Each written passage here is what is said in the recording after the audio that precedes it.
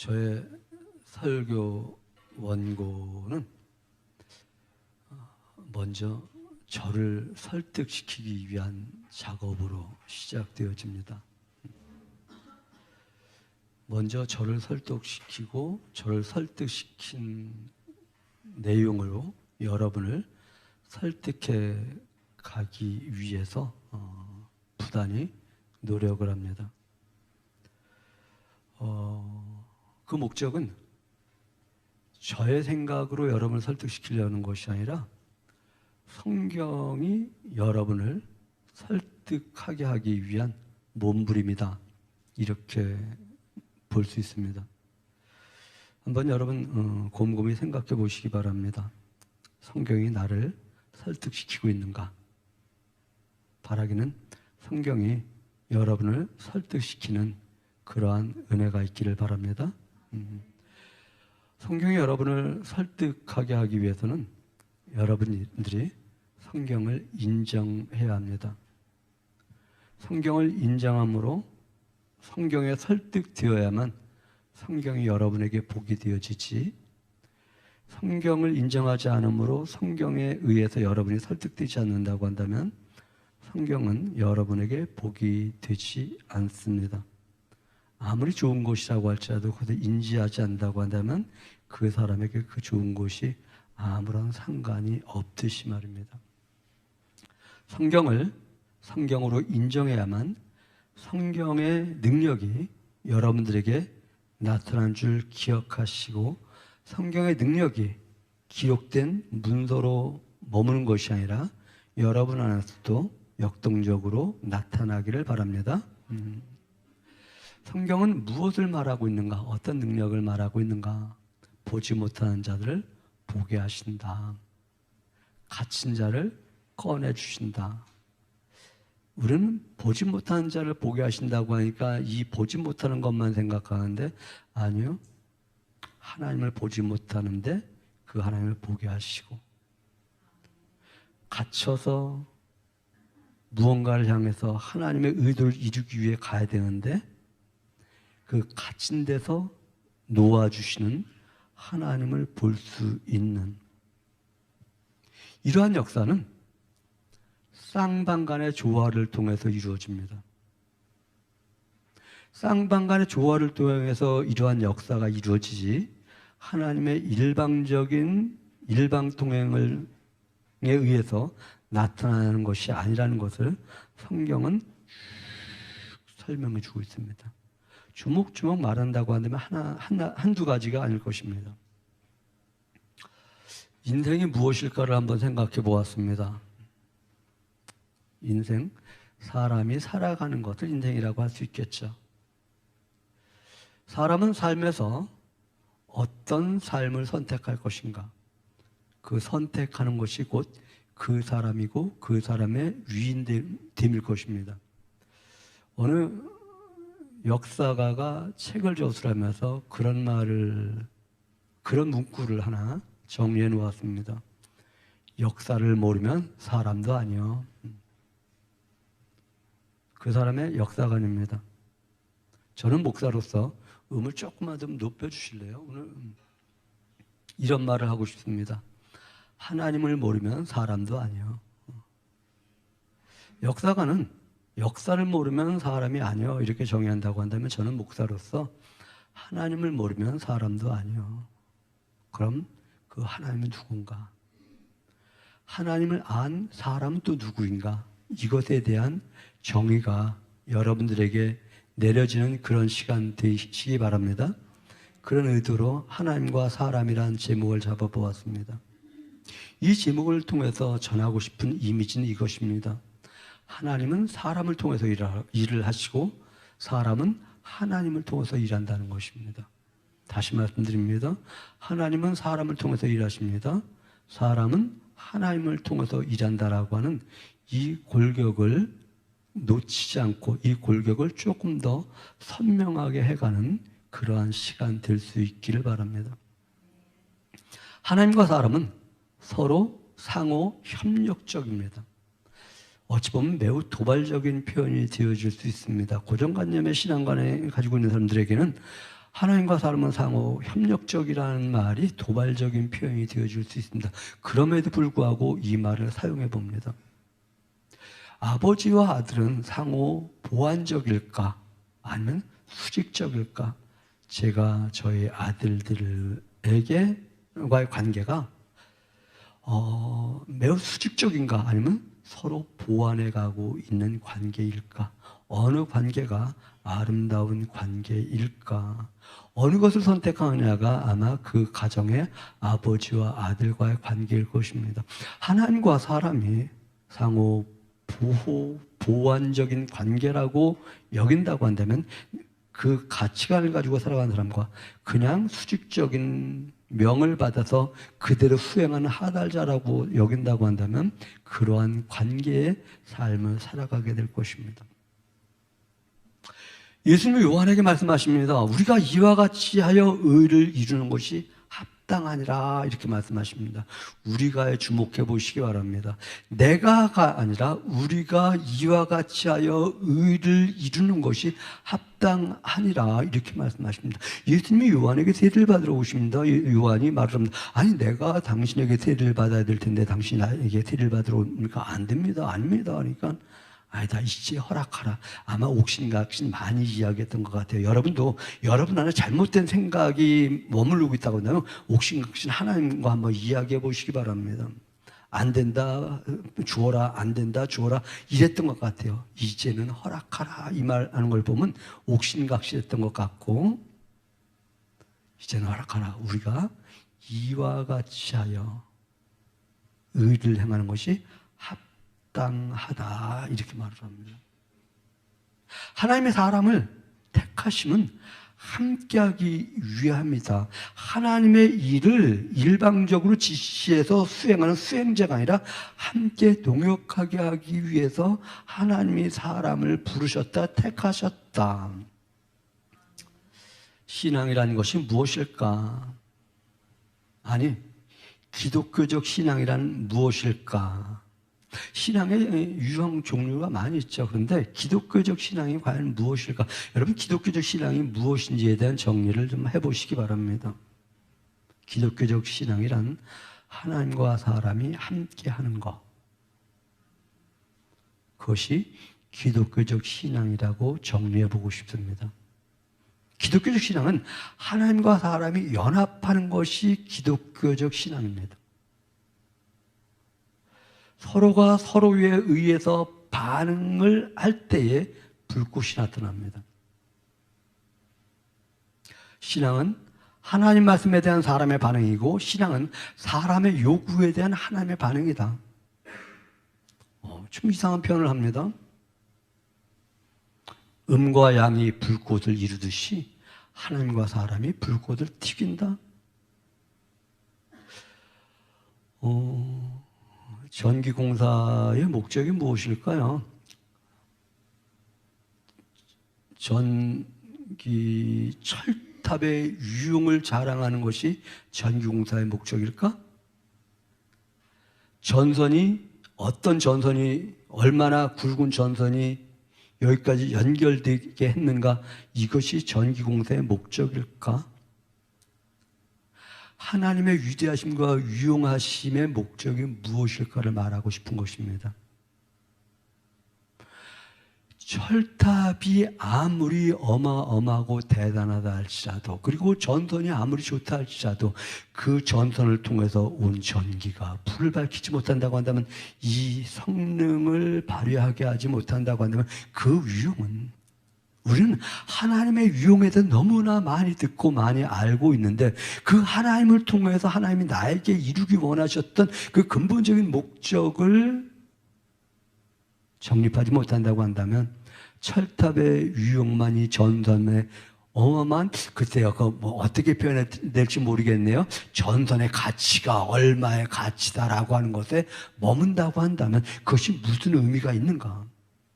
그런데 물론 이거는 있고 이거 있는데 전기가 연결되어지지 않는다고 한다면 고로 전기와 이것은 같이 상호 협력적이다. 하나님과 사람은 상호 협력적인 것이다. 이 상호 협력적인 것을 위해서 하나님이 사람을 택하셨다, 부르셨다.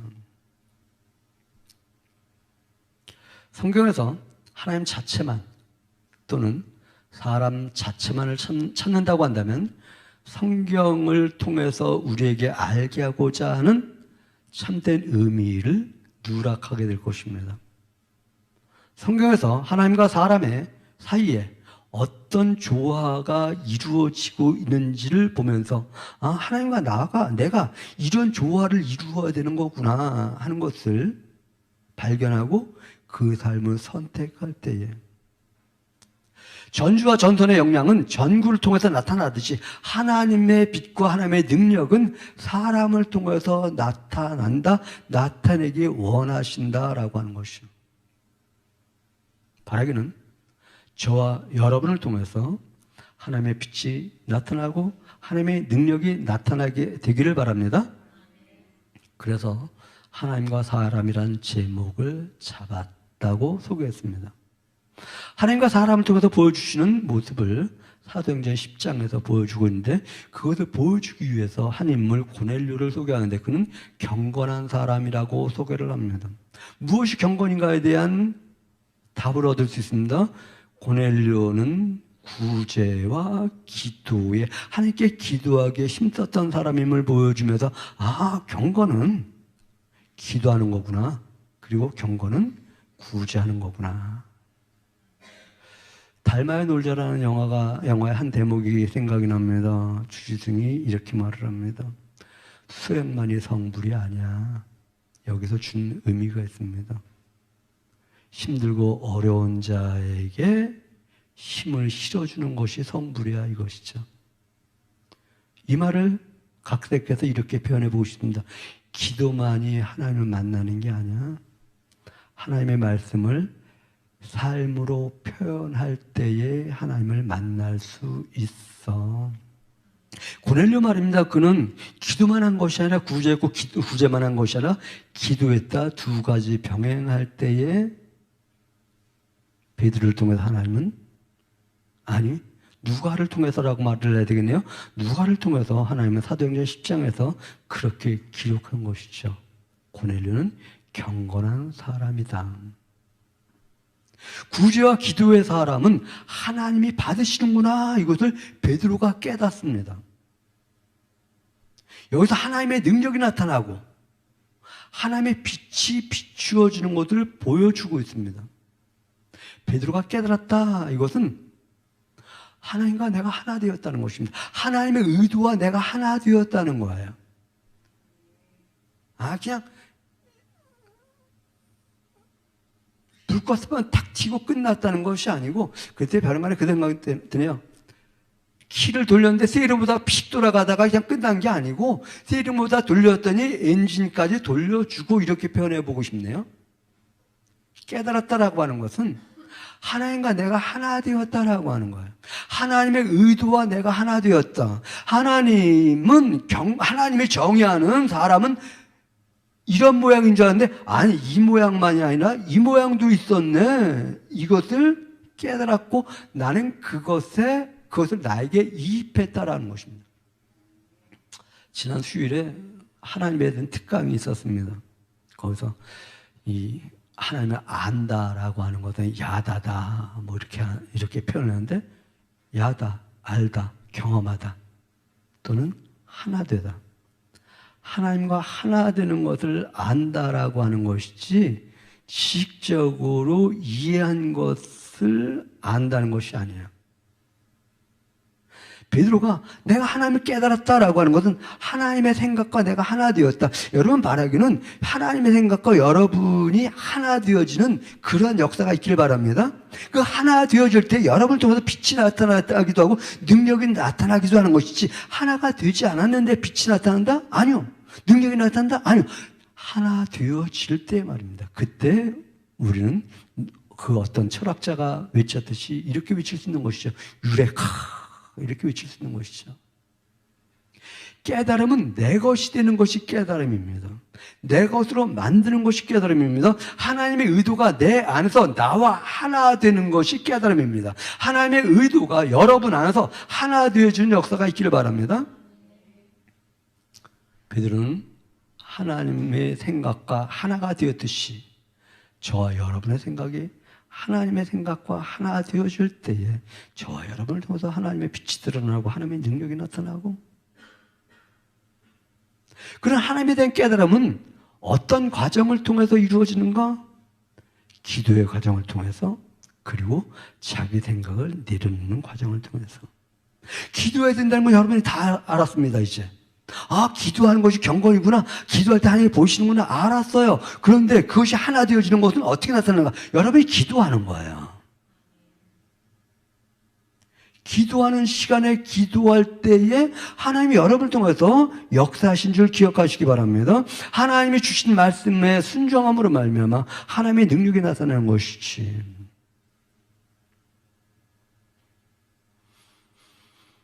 기도만으로 의로워지는 것이 아니라 행함이 뒷받침되어질 때 의로워진다. 고난당한 자를 도울 때에 하나님이 일하시는 것이지 고난당한 자를 돕는 거구나라고 인지할 때 하나님이 역사하는 것이 아니다. 베드로와 고넬료의 만남을 통해서 하나님이 우리에게 알게 해주신 것이 있습니다. 경건만으로는 2% 부족해. 그 부족한 2%를 채워야 되거든. 그러니 고넬료야, 너 요바에 있는 무지장의 시몬의 집에서 누구를? 베드로를 청해라. 베드로를 청하라는 것이 돼. 베드로 안에 무언가 들어있거든요. 그 베드로 안에 무언가 들어있는 그것을 주입이라는 표현을 쓸게요. 주입하게 하기 위해서. 근데 네 안에는 그게 없네. 베드로 안에 있는 것이 네 안에는 없다. 그러니 그걸 청해서 그 주입시켜라 라고 하는 것이죠. 여러분, 오늘 여러분 안에 베드로 안에 있던 것을 여러분에게 주입시키는, 그리함으로 말미암아 무언가 부족한, 여러분들이 정했던 그것에 무언가 부족한 것을 체험으로 말미암아 하나님의 선한 능력이 나타나시길 바랍니다. 그 베드로 안엔 이것이 있었습니다.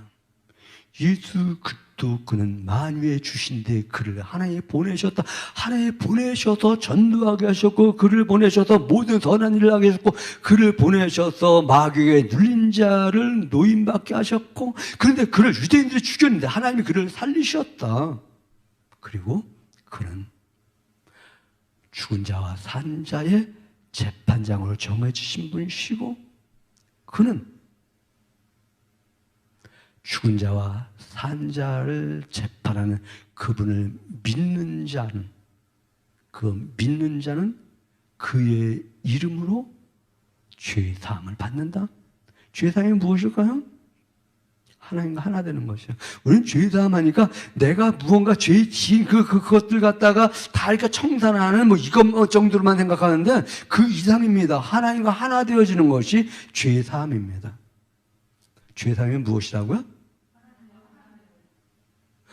죄 사함 받았다고 하는데 하나님과 하나 되어지지 않았다고 한다면 죄 사함의 의미가 없어요. 우리 하나님께서 이 땅에 오셔서 죄 사함의 목적은 하나님과 하나 되게 하기 위한 것인데, 누구의 죄를 사해 주신다고요? 그를 믿는 자.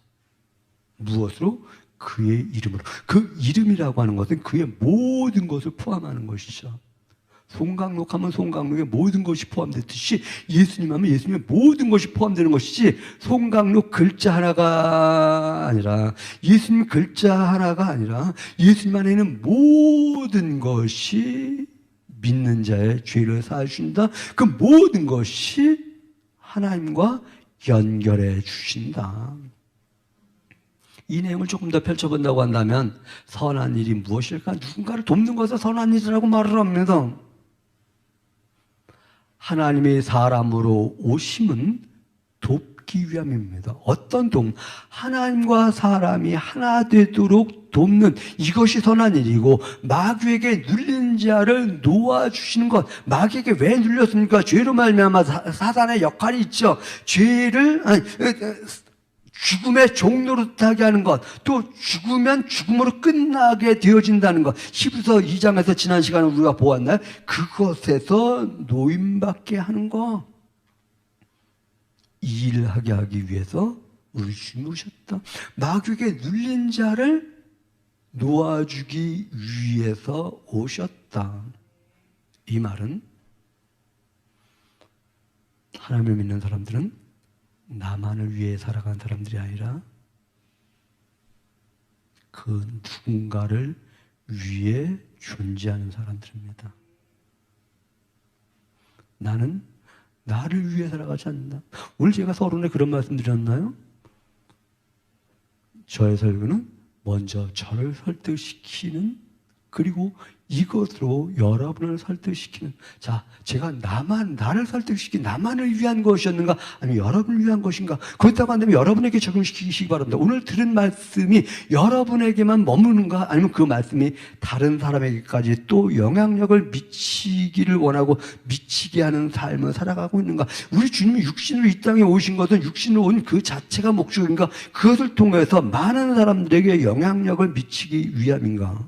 저는 이런 기도하는 사람들이 있기를 바랍니다. 하나님, 나에게 하나님 능력을 주심으로 말미암아, 이 하나님의 능력, 내 능력이 아닙니다. 하나님의 능력으로 많은 사람들에게 영향력을 미침으로 말미암아 하나님의 빛이 드러나게 하여 주시옵소서. 이렇게 기도할 수 있기를 바랍니다. 이렇게 기도할 때 하나님 뭐라고 말씀하실까요? 내가 너를 통해서 일하리라. 할렐루야. 하나님, 나를 통해서 일해 주십시오라고 하는데, 그래, 내가 너를 통해서 일할게. 근데 하나님, 나를 통해서 일하는데 내 영광이 드러나게 하여 주시옵소서가 아니라, 아니요, 저를 통해서 일하실 때 하나님의 영광이 드러나게 하여 주시옵소서. 이럴 때 하나님, 그래, 내가 너를 통해서 일할게. 마귀에게 눌린 모든 자를 고치셨다고 하는데, 마귀는 죽음의 세력을 잡은 자, 유다서 들은 분들 기억하시나요? 누가 마귀인가? 예수 그리스도가 육신으로 오신 것을 부인하는 자가 적그리스도다. 적그리스도는 마귀다. 그런데 이 예수를 유대인들이 죽입니다. 우리는 이렇게 생각해요. 아, 유대인이 죽였구나. 아니요. 마귀가 죽인 거예요. 아, 유대인이 마귀라는 말인가? 그렇다고 한다면 에덴 동산으로 가서 뱀이 마귀야. 그래서 저는 어렸을 때 뱀만 보면 때려 죽였어요. 사탄아 하면서. 지금 말하면 환경 파괴론자가 되어버렸는데, 뱀이 마귀가 아니죠. 뱀 안에 있어 무언가 하나님의 뜻을 거역하고 있는 것이 마귀죠. 그렇다면 유대인 안에서 예수님을 죽게 만든 그 마음이, 이것이 유대인에게만 있는가? 저와 여러분, 이 시대를 살아가는 저와 여러분 안에도 하나님의 뜻을 거스리는 것이 있는가? 하나님의 뜻을 거스리고 있는 것이 있다고 한다면 이것이 마귀가 아닌가? 하나님, 이 마귀에 내 마음이 눌렸으니 여기서 나를 노임받게 하심으로 말미암아 내 안에서 생명이 있게 하여 주시옵소서. 이렇게 기도할 때 하나님이 일하시지 않겠는가? 이때 하나님의 빛을 비춰주시지 않겠는가? 내 안에 어둠이 물러가고 능력이 나타나지 않겠는가? 그러한 성도들 되시기 바랍니다. 겉은 유대인입니다. 그런데 속은 사단입니다. 겉은 뱀입니다. 근데 속은 사단입니다. 겉은 성도입니다. 근데 속은 사단이 있지 않는가를 한번 보면서, 그런데 그를 누가 살렸다고 하는가? 하나님이 살리셨다. 하나님은 죽은 자를 살게 하신 하나님이심을 기억하시기 바랍니다. 여러분 안에 무언가 눌린 것이 있다거나 눌린 상태에 있는 것이 아니고 그걸 살리기를 원하시는 하나님이심을 기억하시기 바랍니다. 이것을 깨닫는 사람들은 그 안에 빛이 들어옵니다. 그 안에 능력이 들어옵니다. 그래서 참된 자유와 참된 해방을 느끼게 되는 줄 기억하시기 바랍니다. 그리고 이 다시 사신 예수님이 누군가에게 보이십니다. 누구에게 보이셨다고 말하는가 하면 함께 음식을 먹은 사람들에게 보이셨다고 말을 해요. 누구에게 보이셨다고요? 엠마오로 가던 제자들이 언제 예수님을 알아보게 되었다고요? 음식을 같이 먹을 때 우리 예수님이 이렇게 말씀하셨죠. 이는 내 몸이니 이는 내 피니. 뭐예요? 음식을 먹으면서 무슨 말은 함께 음식을 먹으면서 교제할 때 하나님이 일하시는 것을 생각만 그렇구나 생각만 하는 것이 아니라 함께 움직일 때 하나님이 일하시는 그런 하나님이시다. 유대인은 나무에 달라 죽게 하였고 하나님 그를 다시 살게 하셨고, 근데 그 사신 예수님을 누구에게 보이셨는가? 음식을 같이 먹는 자들. 얼마 전에 상훈이가 밥을 안 먹어. 그래서 야 상훈아 밥 먹어라. 들은 책도 안 해. 야 식구가 뭔 줄 아니? 그랬더니 뭔데요? 그래서 밥을 같이 먹는 게 식구야. 그랬더니 밥을 같이 먹더라고요. 여러분 밥 좀 같이 먹고 삽시다. 밥 같이 먹게 하려고 오늘 3학년 4반이 맞죠? 3학년 4반이 열심히 음식 준비하셨죠? 음식을 먹는다는 이야기가 하는데 이 음식을 먹는다는 것이 주는 의미가 있습니다. 무장해제예요. 너와 나 무장해제한다. 거리감 없앤다. 늘 거리감 있는 사람 같이 음식 먹지 않습니다. 예수님과 누가 음식을 먹었는가? 예수님의 제자들이요. 거리감 없앤 사람들, 그들에게 보이셨다 이렇게 말씀하고 있는 것이죠. 무장해제됐다는 것은 가까워졌다, 신뢰한다, 하나 되었다는 것을 의미합니다. 우리 성도들은 서로 하나됨에 대한 의식을 가지고 살아갈 때 하나님이 그 안에서 그래 내가 너와 함께 한다. 할렐루야. 그분이 살아있는 자와 죽은 자의 재판장으로 오셨다. 1절에 앞에서 말씀드렸었네요. 지금 제가 원고를 좀 놓쳤어요. 말씀드렸네요. 우리가 이와 같이 하여 의를 이루는 것이 합당하다라고 하신 것이야. 그런데 이 의를 이루는 것이 합당하시다고 하면서 그래서 세례를 받고 올라올 때에 비둘기 같은, 성령이 비둘기 같이 비둘기가 아니죠. 비둘기 같이 제가 비둘기를 관찰해 보았어요. 그랬더니 비둘기의 날갯짓, 안고 올라가는 날갯짓은 사뿐이에요. 어젯밤에도 제가 강가에서 수달도 보고 오리도 보았는데 요새 오리들은 참 피곤해. 우리 사람만큼이나 피곤해. 밤에 오리는 잠을 자야 되잖아. 그런데 요 원주천 빛이 많으니까 열심히 일을 해. 고기 잡아먹느냐고 열심히 일을 하는데 사람 닮아가는데 지금 무슨 말을 하려고 하다. 오리는 휙 앉아요. 그리고 휙 떠. 근데 이 비둘기는 살짝 아주 뭐라고 나도 이럴 땐 좀 탤런트가 되면 좀 잘할 텐데 말이에요. 한번 관찰해 보셔요. 지금 무엇을 말하는가?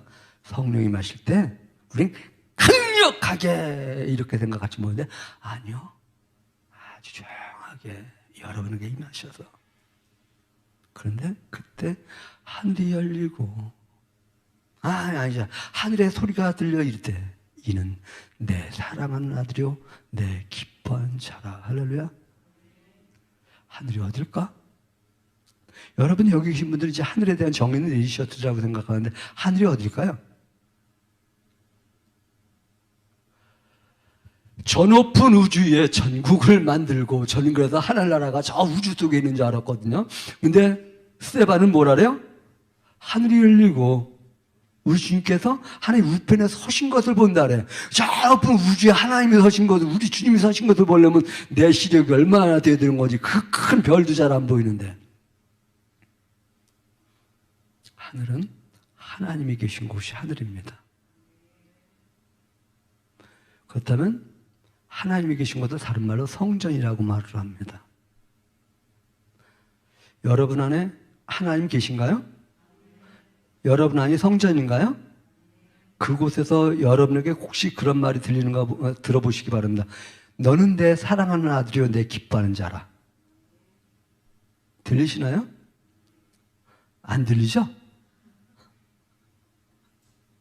안 들리면 주여 나로 하여금 듣게 해주시옵소서 믿습니다. 그런데 여러분은 하나님이 계신다고 한다면 여러분한테 하나님이 그렇게 말씀하셔요. 너는 내 사랑하는 아들이요 내 기뻐하는 자다. 이것이 예수님에게만 하신 말씀인가요? 예수님에게 하기 위해서만 하신 말씀인가요? 아니요. 저와 여러분에게도 동일하게 너는 내 사랑하는 아들이요 내 기뻐하는 자라 이 말씀을 하고 싶어서 자, 우리 예수님을 통해서 하나님은 너는 내 사랑하는 아들이요 내 기뻐하는 자라고 말씀하시면서 어떤 일을 하셨는가를 보시기 바랍니다. 그래서 저와 여러분을 통해서 너는 내 사랑하는 아들이요 내 기뻐하는 자라는 말씀을 하신다고 한다면 무슨 일을 하고 싶어서 그런 말씀을 하고 계실까? 저는 오늘 여러분들에게 하나님과 사람이란 제목으로 시작을 하였습니다. 하나님은 하나님 독단적으로 일하기 원하는 것이 아니라 사람과 함께 일하기를 원하신 줄 기억하시기 바랍니다. 그렇기 때문에 하나님이신 사람이 이 땅에 오셔서 우리가 이와 같이 하여 의를 이루는 것이 그래서 우리가 같이 일을 하자고 말씀하셔요. 하나님은 여러분들에게 같이 일을 하자고 말씀하셔요. 그러면 여러분은 저는 하나님 그렇습니다. 제가 하나님과 함께 일하기 원합니다. 하나님 나에게 임하셔서 오셔서 나와 함께 일하심으로 말미암아 하나님의 빛이 나타나고 하나님의 능력이 드러나게 해주시옵소서. 이렇게 기도할 수 있다고 한다면 이 사람이 바로 하나님을 깨달은 사람 아닐까요? 베드로는 하나님을 어떤 사람으로 깨달았나요? 여러분은 하나님을 어떤 하나님으로 깨달았나요? 그 하나님에 대해서 이사야서에서는 이렇게 말해요. 그 하나님은 상한 갈대도 꺾지 아니하시고 꺼져가는 불도 끄지 않으시는 하나님이라고. 내가 약하다고 너를 포기하지 않는다. 약한 나를 통해서 하나님은 일하시는 하나님이시다. 이것을 말하고 싶어 하시는데 이것을 우리가 받아들일까? 약한 나를 강하게 하시는 하나님. 그래서 이사야서는 또 그렇게 말을 해요. 작은 자가 천을 이루고 약한 자가 강국을 이룰 것이라고. 여러분, 우리가 약한가요? 우리가 작은가요? 저 여러분을 통해서 천을 이루고 강국을 이루실 수 있는 하나님이심을 기억하시기 바랍니다. 그 하나님을 여러분들이 연결하는, 아니 그 하나님과 하나 되어짐으로 말미암아 그 하나님의 어마무시하는 표현을 강조하기 위해서 어마무시한 하나님의 능력과 빛이 저 여러분의 일상에서 드러나는 놀라운 역사가 있기를 바랍니다. 기도합니다. 고맙습니다. 하나님. 하나님과 사람이 함께 합력하여 소원을 이루기 원하시는 주님이 각 심령들에게 바로 깨달아짐으로 말미암아 하나님 앞에서 오만하지도 아니하고 하나님 앞에서 무능하지도 아니하고 하나님이 우리에게 의도하신 바를 그대로 인정함으로 말미암아 하나님께 영광이 되어진 놀라운 역사가 있게 해주시옵소서. 감사드리며 예수님의 이름으로 기도드렸습니다. 아멘.